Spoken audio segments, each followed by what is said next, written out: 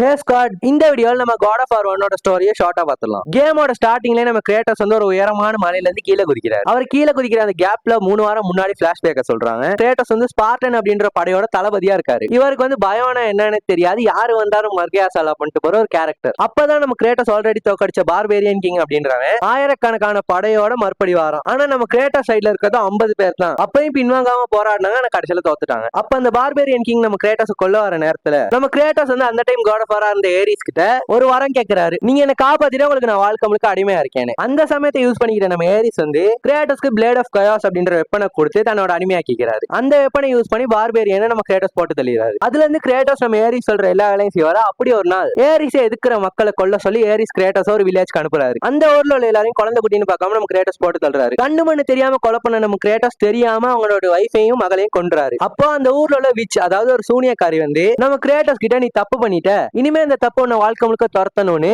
அப்படின்னு அவங்க மந்திரத்தை வச்சு நம்ம கிரேட்டஸோட பொண்டாட்டி பிள்ளைங்களோட சாம்பலை அவர் உடம்புல ஒட்ட வச்சிடறாங்க. The ghost of Sparta had been born.